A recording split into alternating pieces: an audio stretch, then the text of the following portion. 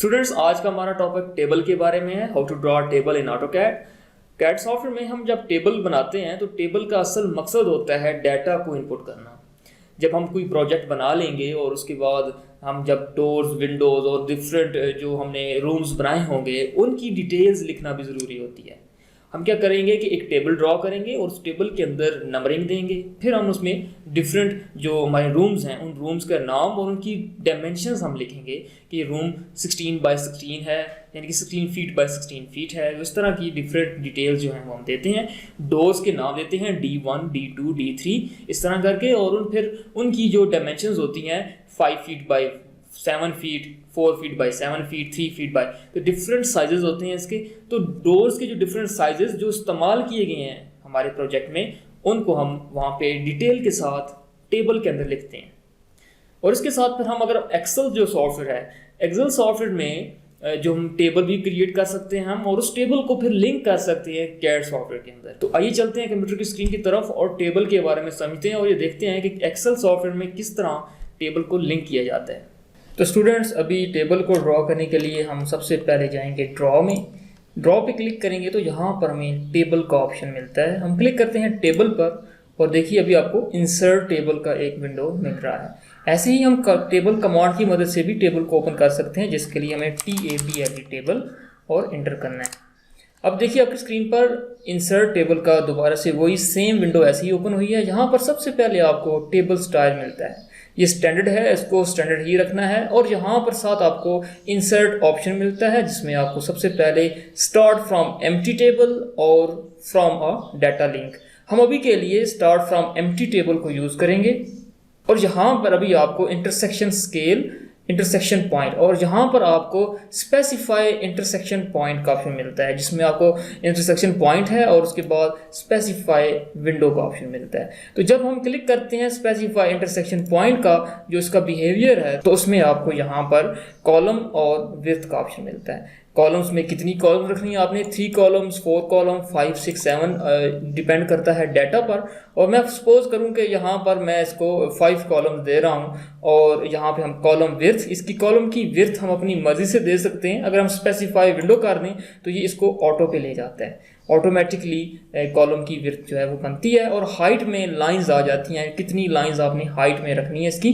तो हम इसको बाय डिफ़ॉल्ट जितना ये इसमें कह रहा है इतने ही रखते हैं। और तो यहाँ पे हम इसको जो है फर्स्ट रो सेल स्टाइल, आपको टाइटल पे रखना है इसको, जैसे आपको यहाँ पे प्रीव्यू में दिखा रहा है कि आपका फर्स्ट सेल जो है वहाँ पे अपने टाइटल देना है, या उसको एज अ हेडर बनाना है तो आपको फर्स्ट 3 सेल मिल जाएंगे हेडर पे, या जितने भी आपके कॉलम्स होंगे। डाटा रखना है तो डाटा बन जाएगा। तो डिपेंड करता है आप पर कि आपको पहले डाटा रखना है, फिर हेडर रखना है और फिर नीचे डाटा ऐड करना है, या आपको किस तरह का इसको ऐड करना है। यहाँ पे सेकंड सेल का भी ऑप्शन है और रो का सेल का भी ऑप्शन है। तो मैं अभी के लिए इसको यहाँ पे टाइटल ऐड कर देता हूँ और नीचे हम रखेंगे हेडर, और उसके बाद हम इसको यहाँ पर डाटा पे ऐड करके ओके क्लिक करते हैं। तो देखिए अभी यहाँ पर मुझे कह रहा है स्पेसिफाई द फर्स्ट कॉर्नर। हम यहाँ पे क्लिक करते हैं किसी भी जगह पर और इसको यहाँ पे इसको हम खुद ड्रैग कर सकते हैं।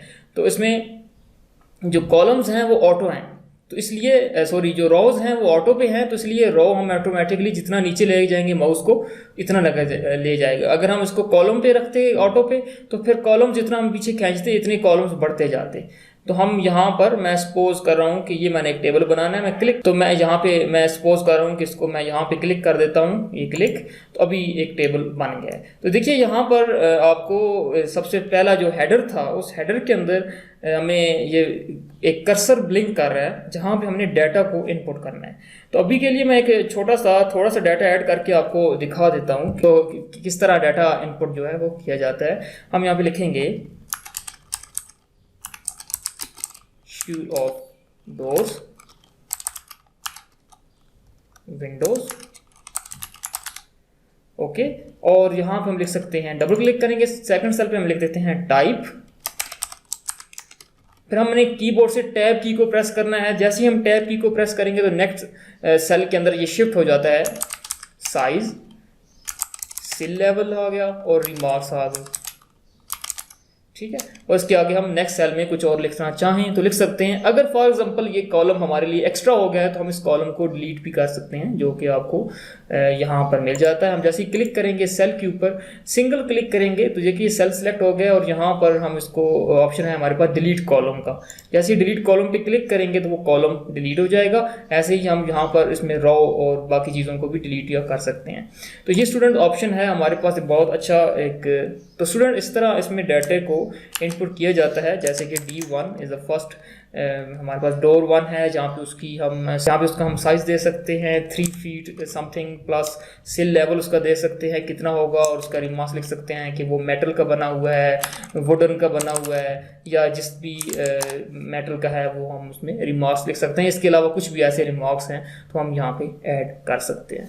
अभी के लिए हम इसके साथ टेबल को दोबारा से इंसर्ट करेंगे एक्सेल से। एक्सेल के जो एक्सेल सॉफ्टवेयर है, जैसे कि एक्सेल होता है, एक्सेल में हम चले जाते हैं यहाँ पे एक्सेल, और ये माइक्रोसॉफ्ट एक्सेल है। अगर आप यहाँ पर आपके पास डाटा इनपुट होया हुआ है, आपने एक टेबल बनाया हुआ है अपने डाटा का, तो उसको हमने कैड के अंदर ऐड करना है। तो हम पहले अपने टेबल को बहुत ही अच्छी तरीके से, प्रिसाइज तरीके से बना सकते हैं एक्सेल के अंदर, और फिर उसको जो अपना प्रोजेक्ट का होगा टेबल उसको हम ऐड करेंगे ऑटोकैड के अंदर। तो उसका प्रोसेस मैं अभी आपको बता देता हूँ। उसके लिए भी सेम ऐसे ही टेबल, और यहाँ पर जो आपको ये ऑप्शन हमें मिल रहा है from a table data link, from a data link, तो हम यहाँ पे डाटा लिंक पे क्लिक करते हैं और कह रहा है सिलेक्ट अ डाटा लिंक। तो ऑलरेडी अगर हमारे पास कोई डाटा लिंक पड़ा होगा तो यहाँ पे वो आ जाएगा। जैसे कि मेरे पास इधर डाटा के नाम से आ रहा है, तो हम इसको क्या करेंगे, यहाँ पे क्लिक करते हैं लिंक, लॉन्च डाटा लिंक, ठीक है, लॉन्च डाटा लिंक मैनेजर। और अभी हम करेंगे create a new Excel data link, click. अभी इस पे यहाँ पे हमें नाम का कह रहा है तो हम इसमें नेम दे देते हैं। सपोज मैं इसको दे देता हूँ शेड्यूल ऑफ डोर्स या विंडो, ऐसे लिख देते हैं हम, schedule of doors and Windows. Okay, अभी हमें देखिए जैसे मैंने ओके किया तो आपके सामने छोटी सी विंडो ओपन हुई है जिसमें हमें कह रहा है कि फाइल दें अपनी, अटैच करें फाइल एक्सेल की। तो ब्राउज ऑफ फाइल पे क्लिक करेंगे। ये यहाँ पे छोटा सा आपको एक ऑप्शन मिलेगा ब्राउज का, हम पे क्लिक करते हैं और आपको हमें ले गया डेस्कटॉप पे। अपनी डायरेक्टरी पे ले जाएं जिस डायरेक्टरी पे आपने फाइल को सेव किया हुआ है। मेरे पास ये डायरेक्टरी यहाँ पर ये schedule of doors and Windows का एक्सेल मौजूद है। मैं इस पर क्लिक करता हूँ और हमें इसको ओपन पे क्लिक करना है। जैसे ही ओपन पे क्लिक करेंगे तो ये थोड़ा सा टाइम लेगा यहाँ पर, और इस तमाम फाइल को रीड आउट करेगा। और देखिए यहाँ पर ये सारी चीज़ें आ चुकी हैं। शीट 1, एक्सेल में डिफरेंट शीट्स होती हैं। यहाँ पे जैसे आपको मेरी शीट 1, मैं यहाँ पे शीट 2, शीट 3, जिस शीट पे आपका डाटा है उस शीट को आपको सिलेक्ट करना है। मेरे पास एक ही शीट है तो वहाँ पे एक शीट आई हुई है, और इसके साथ आपको यहाँ पे प्रीव्यू भी मिल रहा है। ये आपका प्रीव्यू है जो आपका डाटा यहाँ पे इंसर्ट होगा। हम ओके पे क्लिक करते हैं और ये देखिए अभी फिर आ गया यहाँ पे प्रीव्यू पे। हम इसको क्लिक करेंगे, ये देखिए इसका नाम आ जाता है, ऊपर डाटा था नीचे इसका नाम आ गया दूसरा जो मैंने अभी लिखा है। तो हम करेंगे ओके, और उसके बाद ये आपको इंसर्ट टेबल के इस प्रीव्यू के ऊपर ले आएगा। यहाँ पे इसकी चीज़ें खत्म हो गई हैं क्योंकि ये इसके साथ लिंक है। हम ओके पे क्लिक करते हैं और अभी देखिए कह रहा है स्पेसिफाई द इंटरसेक्शन पॉइंट। हम अपना इधर इस पॉइंट के फॉर एग्जाम्पल मैं सामने ले आता हूँ यहाँ पर कहीं, और ये आ गया क्लिक। और देखिए ये जो टेबल था जो मैंने इसको एक्सेल में बनाया है, उस टेबल को हम यहाँ पर ऑटोकैड सॉफ्टवेयर के अंदर बिल्कुल सेम ऐसे ही टेबल की सूरत में ये आएगा, और हम डबल क्लिक करके इसको भी एडिट कर सकते हैं यहाँ पर। तो हमारे पास टेबल को एडिट करने के लिए भी सिंगल क्लिक करेंगे तो यहाँ पर आपको ये मिलता है, और इसमें अभी ये लॉक्स हुए हुए हैं तमाम सेल। हम इसको इजीली लॉक कर सकते हैं। जैसे कि अभी मैं इस पर डबल क्लिक कर रहा हूँ, ये एडिट नहीं हो पाएगा, ये डिलीट नहीं हो सकता क्योंकि ये लॉक है। मैं अगर यहाँ पे क्लिक करूँ और यहाँ पे ले आऊँ, ये जो टेबल की छोटी सी विंडो ओपन होती है इसके ऊपर मैं डाउन एरो पे क्लिक करता हूँ, और देखिए आपको यहाँ पर कंटेंट लॉक का मिल रहा है। इसको अगर मैं अनलॉक कर दूंगा तो अब ये अनलॉक है। अब डबल क्लिक करने पे देखिए एडिट हो रहा है, वैसे एडिट नहीं होगा। तो बाकी सेल जितने भी हैं वो सब जो है अभी लॉक्ड हैं, और एक ये सेल जो है जिसको मैंने अनलॉक किया है ये भी अनलॉक हो गया। दोबारा से इसको हम यहाँ पे क्लिक करके कंटेंट लॉक पे क्लिक करेंगे तो ये लॉक हो जाएगा।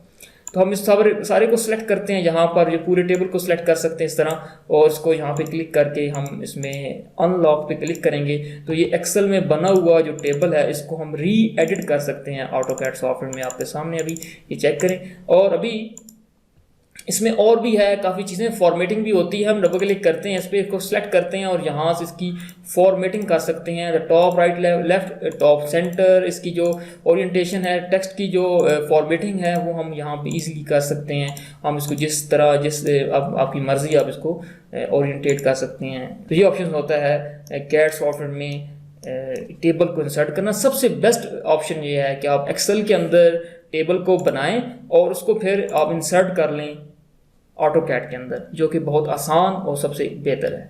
تو اسٹوڈنٹس، آج کے اس ٹاپک میں ہم نے سب سے پہلے ٹیبل ڈرا کیا، پھر ٹیبل کے اندر ڈیٹا انپٹ کیا اور اس کو پھر ایکسل سافٹ ویئر کے ساتھ لنک کرنا بھی سیکھا۔ So thank you for being with us. اللہ حافظ۔